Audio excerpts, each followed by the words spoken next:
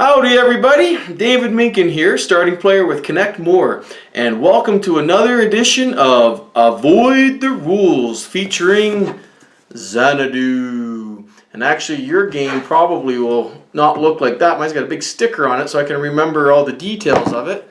How about this one? There we go. Xanadu, that's the one that you would get. Avoid the Rules, a video of instruction and demonstration that helps ease rule understanding and learning for an easy start. Again, the whole purpose of these video series, I just did Yido, and now Xanadu is the number 2 one I've done, is this video is intended to get you up and running and playing the game without ever having to crack the rule book. The object here is for those of you who don't like to read rules, or for those of you who are hosting games night and know there might be a variety of different games going on and you want to send out a video to your buddies saying, here, just watch this before you show up so you can get up and get going. This is what you want to send to them. I try to keep the commentary out of it. I try to keep my own personal opinions out of it, because all you want to do is say, right, I am playing this game tonight. I don't want to read the rules. I just need to watch something quick while I'm waiting for the bus to come pick me up. This is it. So I hope you enjoy it. Enjoy Xanadu. If you're any other games that you see behind me or that I may or may not have that you don't see, let me know. I'm hoping to make this a little bit more of a series, but enjoy Xanadu. So what is Xanadu and how do you win? Well, Xanadu is a card-based worker placement game. So you see here I've set up the game for 3 players, and you'll notice a few different things. You'll notice that each player is going to start with 7 cards in their hand. If you're playing 2 players, you'd actually start with 8 players in your hand, but your hand limit still remains 7 whether you're playing 2 players or more. The deck of cards is placed in the center for everyone to reach, and you also have a big pile of coins here which are called Tong Bao or something like that, and they come in different denominations. You got 5, you got 1, you got 3, whole bunch of stuff. The important thing is this money, or the Tong Bao, all starts in the reserve. You see, nobody actually starts with any of the money. The winner is going to be the person who takes the most Tong Bao from here and puts it over here, and he will be declared the winner. And in fact, I think the thematic tie to this whole game is you're trying to vie for the Khan's approval so that you can build his summer home or his summer palace. So by showing him that you can build different buildings and, more importantly, sell them, because by selling them is actually how you earn the money, you will curry favor with the Khan and you'll be the winner and remembered for all time, or until the next game starts, I guess. Although there are 4 different colors, all of the cards are set up exactly the same. So let's take a quick look at how the cards are set up, and then we'll move on. So if we take a quick look here at the brown card, you're going to notice at the very top you have a beautiful picture and a little bit of flavor text as to what it is. In this particular card, it's the Sculptor's Workshop. This has no significance on the game. It's just, for you to feel a little bit more immersed into the theme. But more importantly, on the top left corner, you see the actual resource that you're going to need to build this particular card. In this case, you're going to need 1 stone. All of the resources are actually summarized on your quick guide that every player has, and so you see all the resources. There's jade, gold, bronze, and so on and so forth. Down in the bottom you see there's actually stone, and that's what we need to build the brown card.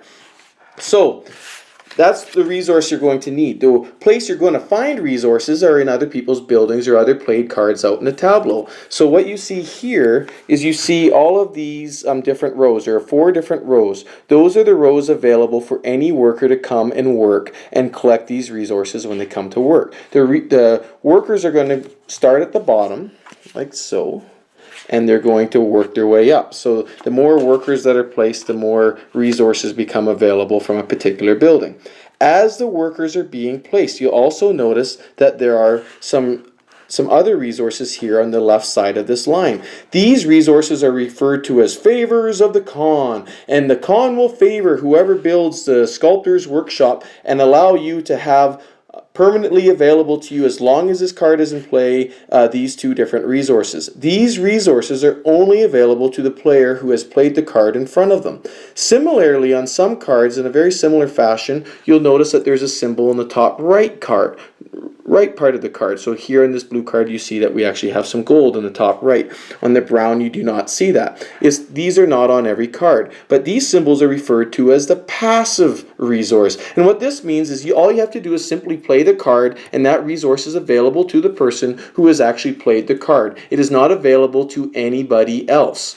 Similarly, these favors of the Khan are unlocked when workers are placed beside them, but again, they're only available to the person who has actually played the card. You also notice that as I'm placing these workers, and I'll place another worker here, as workers are placed upon a card, the actual value, which are indicated here by these colors, by these circles with different numbers in them, the actual value of the building will change. The brown buildings, frankly speaking, are pretty boring. They go from 0 to 1, maybe to 2. But as you get into some of these more precious and more valuable cards, you'll see that the values change quite a bit. So, for example, if I was to place workers on the blue card, at first the blue card starts off with a value of 0. And you'll notice that the color of the 0 is kind of a lime green. That essentially means that the value of the card has stayed the same from the previous value. In this case, being the bottom row, the previous value is 0, so it's lime green. Then we place a worker here, and you notice now the value of the building is actually 2. We place another worker, and the value is 3. And you'll notice that the color of the values, the code here in the background, is green. That means that each subsequent value is in fact higher than the value before. So 5 is higher than 3. So as we continue to place workers on this card, the value of the card is going up. This will make a difference for when you choose to sell buildings and for when other players may choose to sabotage your buildings. So let's talk about how that works and do a quick first turn example, so all of this hopefully will crystallize in your mind and you'll be good to go. So let's go back to our 3-player example that I showed you earlier the setup of, and I'm going to run you through just a quick first turn, so hopefully all of the things we talked about will start to crystallize. So the very first thing that we're going to do, as I described earlier, is all of the players are going to be dealt 7 cards, and each of the players you see has 7 cards. And we put the deck of cards in the center for everyone to grab at. Next thing we're going to do to start the game is every player is going to simultaneously reveal a brown card in the playing area in front of them, just so that we can start with some buildings and the first player can actually do something rather than just setting himself up for everybody else. But you'll notice that the player in front of us does not in fact have any brown cards. He has 2 blue, 3 yellow, and 2 green. So if you do not have brown cards, you would then choose to play a blue card instead. And if you do not have any blue cards, well then a yellow.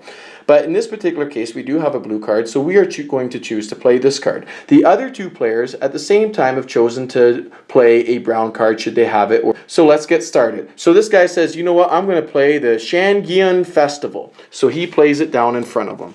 Similarly, at the same time, and I can't do it simultaneously because I don't have enough hands, this guy does have a brown card. He's chosen to play the store. So he plays that in front of him. And player number 3 also has a brown card. Woohoo! And he has chosen to play the goldsmithing. So he has played that in front of him. So now we can begin with the first turn of the first player, which of the cards that you're seeing. His very first option he has is he could pass. You have this option any one of your turns, and the advantage of passing is it allows you to fill up your hand size back up to 7, regardless of how many cards it takes to fill. So that's very advantageous because as the game goes on, you deplete your hands quite frequently, and it can go very quickly depending on how you're building and if you're sabotaging or building up the value of your own buildings. But in this particular case, it wouldn't make sense to pass. I came to play, I didn't come to pass. So let's play. So if you've chosen not to pass, you have several different options you can take during your turn. And this is in fact where the quick guide that comes with the game is fairly useful. So you'll notice that the turn, there's 3 different things you can do. The very first option you have is you can sell cards. And that essentially means you can sell the buildings in front of you. And as I described before, is the value in which you would sell the building would be this value here indicated in this with the circle. You can even sell buildings with no value to them. So if I really wanted to, I could sell this building for 0 and discard it. But again, I came to play. I didn't come to set up the Shangyun's festival and then just huck it away. You know, I came here to party. Let's get this festival started. So I'm choosing not to sell. The other thing to remember is you can sell as many buildings as you want to, because throughout the game you can build up cards, and there is a limit to how many buildings you can be building at in any particular time, and that's actually indicated at the end of the rules, and it varies based on the number of players that are playing.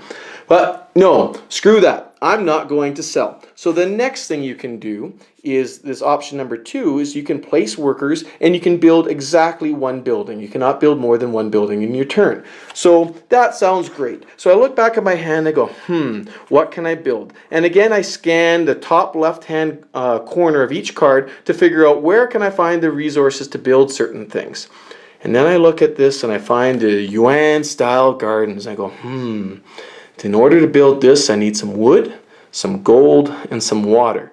So I'm going to scan my card. Do I have any of those resources? Well, I got some wood there, and I got some gold there. Where's the water? So I scan over here, and I see my buddy here that's played a card. Well, he's got, remember, these resources here, these the Khan's favors from the Khan, they will not be available to me. If I place workers here, they will unlock these resources for this player who played them, not for me. That's an important thing to remember. But I do see that there is some water, there is some wood, and there is some gold. So I could play here and I could accomplish this card. That gives me something to think about. So let's go see what this other guy's got. And he really got nothing of interest to me. I don't even see water. I'm looking for blue. I want some water. So I go right. I'm going to play the Yuan-style gardens. And the way I play, which is slightly out of order from the way that the rules instruct you to do so, I declare the building that I'm going to play before I place any workers. And I'll typically place it off to the side of my hand. I go, right guys, I'm going to build the Yuan-style gardens, and I need these 3 resources right here. And so that way everybody, when I'm placing the workers, they can keep track of whether or not I'm receiving the right resources or not. So I look back over to this card and I'm like, yes, I'm after your gold, and I'm going to need 1, 2, 3, 4 workers to do so. So I'm going to take 4 of my cards, take them like so. And then now I just go through and I place my workers on this guy's, I believe it's the store, if I remember. Yeah, place it on the store. So there's my water, my second worker. Meanwhile, on the left, I'm unlocking all of these favors from the Khan for this particular guy, but it's not going to matter, and I'll show you why. And here we go, we get the gold there. And now by placing my 4 workers, I've actually achieved all of these resources here in the top left. Woohoo! I got a Yuan-style gardens, and look at me. I got blue and yellow buildings. The Khan loves me. Now, the important thing to note is although I only needed these 3 resources, you'll notice that my workers filled up and covered up a bunch of different resources. That doesn't matter. All that does is increase the level of flexibility within the game for people who wanted to build other cards on that particular, on the store. That's not a big deal. Also, and more importantly, is you'll notice that my workers now have filled up all 4 rows and have filled right up to the picture here of the store. When that happens, this is referred to as a forced sell. Any one building can only ever have 4 workers working on it. Once that is done, the card is sold and it's discarded into the discard pile along with your workers. So all these 4 workers go, now we're creating a discard pile, and the forced sell value of this card is 2. So then I take 2 Tong Bao from the pile and I give them to this guy over here. Even though it wasn't his turn, he earned some money. High five. Psh. All right, so he's earned some money because you forced him to sell his building by placing workers on there. So now I've built my building, my one building that I'm allowed to do, and I have one other choice that I can do. I can either go and I can use this card here, and I can actually use this and place this worker either on one of my cards or on somebody else's cards to change the value of what that card is worth. So, for example, you can see on my cards right now, my blue card has a value of 0, my yellow card has a value of 6, and this is in fact the highest value that this card will ever have. So somebody else might want to, during this time of their turn, place some workers here to decrease the value of my building. They're not placing workers here to take any of these resources. They're doing it just so I get less money when I choose to sell my next turn. But I look around and I see, well, this guy, there's really nothing to do there. If I put a worker here, I do have a choice of putting a worker here. All I've done is unlock some wood for him and get him closer to some of these other more valuable resources. That doesn't seem very clever to me. But I look back here, I go, well, wait a second. I might want to get at this ink guy next time, or there might be some interesting things here. So I could take my card at this stage in my turn, and I could just place him here. I'm not getting any resources for this, but what I'm doing is I'm setting myself up perhaps for the next turn or the turn after to hopefully sell my building for a little bit higher, or use less workers to get some of these resources higher up the track. So I could do that. And if you place it on your own building, presumably you're doing it to improve your own value, and you could also place it on, or multiple workers, on other people's buildings, presumably to decrease the value of their buildings. So once you've finished all of that, then you draw cards. There are several different conditions as to how many cards that have to be met for how many cards you draw. If you sold a card at the beginning of the turn, you would draw exactly 3 cards, or up to your hand limit of 7. But you'll notice I never did sell anything. But that would be an example of sometimes when you would sell a card, even if it had 0 value, just so you could draw up to 3 cards. That's one of the strategies you could invoke. If you built a building, then you draw exactly 1 card. So you can see how here's just my first turn. I have 0 cards left. And I built a building, so I pull 1 card, and times are tough for me. So my next turn is I'm probably going to pass, so I can just fill up my entire hand back up to 7. And again, I'll remind you again, your other option of filling up cards at this turn is, had you decided to pass and not do any actions during your turn, then you draw up to 7 cards. So that concludes the first person's turn, and then now it would be player 2's turn, and then he would have the same decisions to make, and off he'd go. But now when the player 2 goes, he's got these 2 buildings to choose from, plus player 3's building. And around it goes. And so you can see you're going to discard, as buildings are built, you're going to discard them, the workers are going to be discarded, and you're going to work your way through this entire first deck.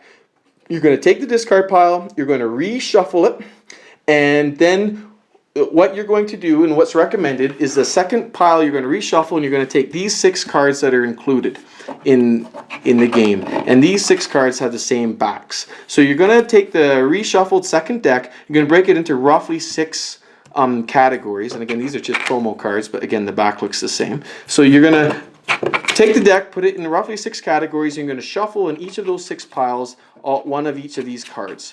Then, as you work your way through the second deck, you're going to pull these cards out, and it's going to act as a bit of a timer, let you know that the game is slowly coming to an end. And when you draw the 6th and final one of these timer cards, the game ends immediately. This is a beautiful mechanism that Javier introduced to decrease the gaminess that occurs at the end of the game, because if you know exactly when the game's going to end, then you can sometimes work it such that you can place some of these higher buildings as your final card and final turn that nobody has a chance to retaliate on, and you can get a lot of points that way. So this timing mechanism, by shuffling in these cards, helps mitigate that and takes out some of the gaminess for the end game condition.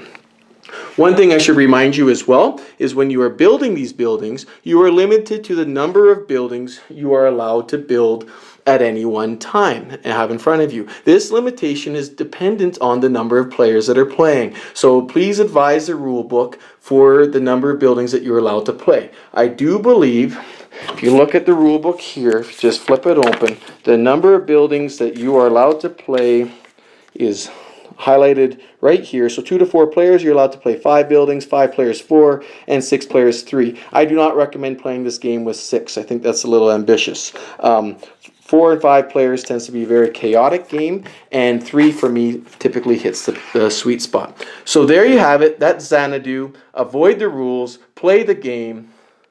I hope this helped you get started. See you next time.